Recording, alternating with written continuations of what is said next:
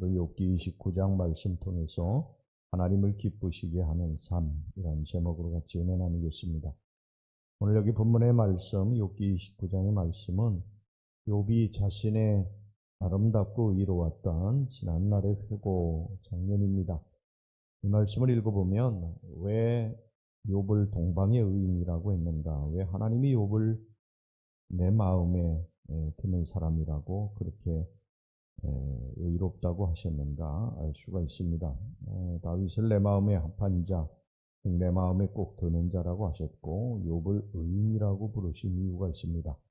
오늘 여기 본문의 말씀을 통해서 그것을 살펴보도록 하겠습니다. 첫 번째, 욥은 공의를 통해서 존경을 한몸에 받았던 사람이었습니다. 2절 말씀 보겠습니다. 하나님이 나를 보호하시던 때, 또 3절 그의 등불이 내 머리에 빛이었고, 또 4절 하나님이 내 장막에 기름을 발라주셨도다. 5절 전능자가 아직도 나와 함께 계셨으며, 욥의 지난 날은 이와 같이 하나님이 함께 하시며 또 인도하시는 삶이었습니다. 욥의 생애는 하나님을 떠나서는 도저히 생각할 수 없는 그런 삶이었습니다. 하나님은 욥의 전부였고요, 하루하루 살아가는 것은 전적인 하나님의 인도하심 때문이라고 믿었습니다. 욥은 죄를 짓지 않기 위해서 애를 썼고 모든 일에 하나님을 전적으로 의지했으며 선과 공의를 베풀었습니다. 오늘 여기 본문의 7절을 보면 욥은 성문에서 재판을 하는 재판장의 노릇을 했다고 말씀하고 있어요. 7절 보겠습니다. 그때는 내가 나가서 성문에 이르기도 하며 내 자리를 거리에 마련하기도 하였느니라. 그가 재판관이 돼서 이제 재판을 성문에서 하는데요, 다른 사악한 재판관과는 전혀 다르게 그의 재판은 굽어진 것이 없었고 또 뇌물을 받고 재판이 치우치지도 않았고요, 사적인 감정이나 인정이 끌리지도 않았습니다. 오직 하나님의 공의를 선포하며 하나님이 보실 때 잘했다 칭찬하실 재판만 했습니다. 그의 재판이 얼마나 공의로웠던지 이 젊은이들이 욥을 보고 마음에 꺼리낌이 있는 젊은이들은 모두 피했습니다. 그리고 하나님의 공의가 집행되는 모습을 보고 감사하는 노인들은 욥을 보고서 일어나서 경의를 표했어요. 8절 보겠습니다. 나를 보고 젊은이들은 숨으며 노인들은 일어나서 서며. 보통은 이제 젊은이가 일어나서 노인을 공경하는데 욥이 얼마나 공의롭게 재판을 하였던지 노인도 일어나서 공경을 표한 것입니다.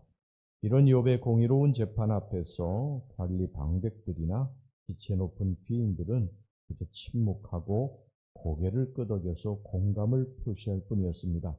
9절 10절 말씀을 보겠습니다. 유지들은 말을 삼가고 손으로 입을 가리며 지도자들은 말소리를 낮추었으니 그들의 혀가 입천장에 붙었느니라. 사실 트집을 잡고 모함을 할 수도 있었지만요, 욥의 재판이 워낙 공명정대했기 때문에 그저 옆에서 감탄만 하고 고개를 끄덕일 뿐이었던 것입니다. 이처럼 욥은 정말 공의로운 삶을 살았어요.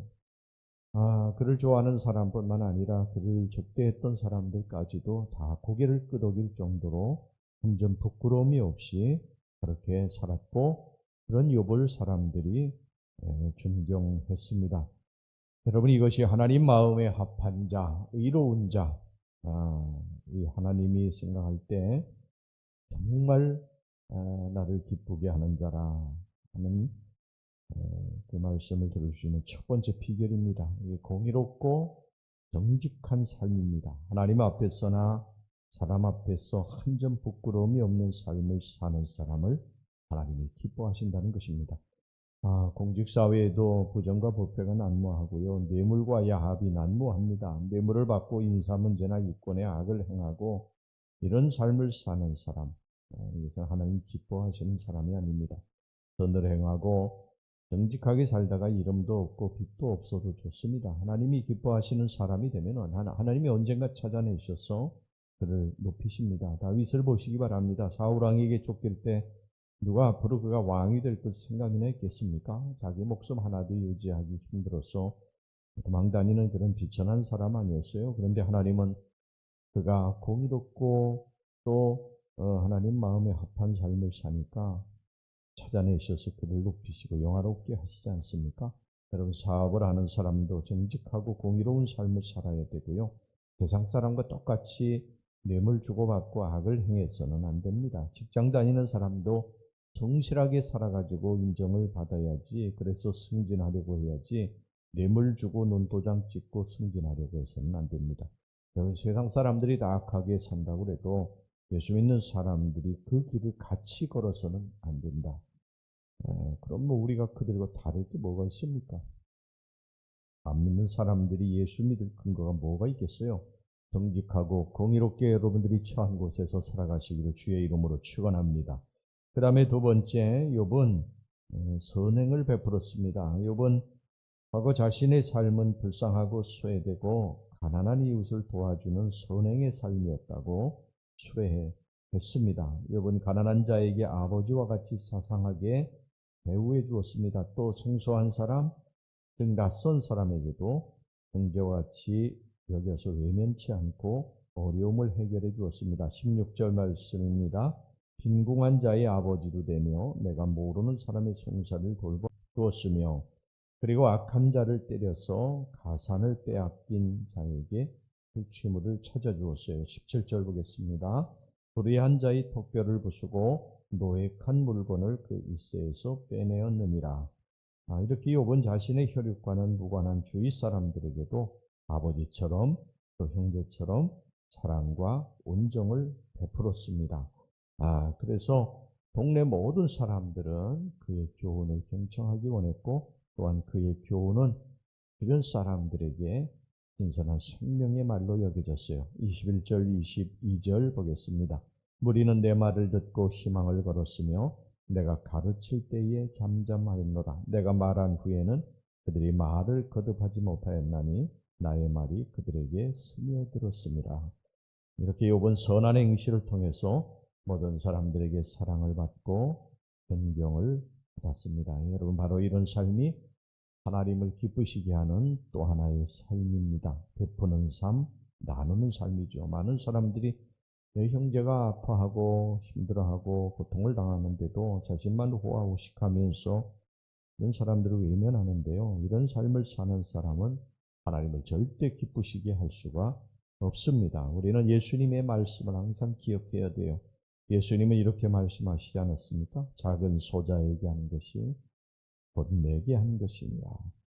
우리가 내 이웃에게 사랑과 자비를 베풀고 살아갈 때 그것이 곧 예수님께 한 것이라는 거예요. 내가 이웃에게 식사 대접 한번 하는 것이 곧 예수님께 대접하는 것이라는 거예요. 선을 베푸시기 바랍니다. 자비와 긍휼을 베풀고 살아가시기 바랍니다. 이것이 하나님 마음의 기쁨을 드리는 삶인 줄로 믿습니다. 그 다음에 이제 세 번째, 욥은 외롭고 쓸쓸한 이웃들에게 따뜻한 위로를 베풀었습니다. 24절, 그들이 의지 없을 때에 내가 미소하면 그들이 나의 얼굴빛을 무색하게 아니하였느니라. 이 말은 외롭고 쓸쓸한 이웃들은 욥이 그들을 향해 짓는 얼굴의 미소만으로도 충분히 위로가 되었고 또한 마음의 평안을 얻었다는 뜻입니다. 가난하고 소외된 이웃들은 욥과 함께 하기만 해도 좋았고요. 욥의 밝은 낯빛만 보아도 그렇게 위안이 될 수 없었습니다. 이렇게 욥은 어렵고 고통받는 이웃들에게 위로자였습니다. 여러분, 이것이 또 하나의 하나님을 기쁘시게 하는 삶인 줄로 믿습니다. 우리 주변에는 어려움을 당한 가정들이 참 많지 않습니까? 몸이 병이 들고 또 사업에 실패하고 물질의 어려움을 겪고 또 자녀들의 여러 가지 문제로 인해서 고통을 당하는 그런 사람들이 많지 않아요? 그런 사람들에게 우리가 따뜻한 위로자가 되어야 되겠습니다. 오히려 상처 주고 힘들게 하고 오늘 욥의 친구들처럼 찾아와 가지고 그에게 더 짐을 가중시키는 그런 자들이 아니라 정말 어렵고 힘든 사람들에게 따뜻한 말 한마디라도 하는 그러한 위로자가 되는 것, 이게 하나님을 기쁘시게 하는 삶이라고 하는 것입니다. 욥의 친구들은 똑똑한 사람들이었죠. 그러나 그들의 말이 욥에게 전혀 위로가 되지 못한 것입니다. 하나님이 원하시는 사람은 똑똑한 사람이 아니에요. 하나님이 기뻐하시는 사람은 남을 위로하고 따뜻하게 그들을 다독거려주는 그러한 힘과 용기와 소망을 주는 사람이 필요한 것입니다. 여러분, 이를 위해서 우리가 하나님께 기도합시다. 이것이 하나님을 기쁘시게 하는 삶인 줄로 믿습니다. 할렐루야. 기도하겠습니다. 하나님 아버지, 오늘 욥이 지난 날들을 자기 자신을 회고하면서 자신은 공의를 통해서 하나님을 기쁘시게 했다고 말을 하고 있고, 그리고 선행을 베풀었다고 하고 있고, 그리고 따뜻한 위로의 말을 하는 위로자였다고 고백하고 있습니다. 하나님, 우리는 어떤 삶을 살아가고 있습니까? 하나님 앞에서 하나님이 기뻐하시는 삶을 살고 있습니까? 아니면 우리가 하나님과 무관한 삶을 살고 있습니까? 오늘 이 새벽에 우리 자신들을 살피고 하나님 앞에서 하나님이 정말 기쁘시게 하는 그러한 욕과 같은 삶을 살아갈 수 있도록 인도하여 주시옵소서. 예수님의 이름으로 기도하옵나이다. 아멘.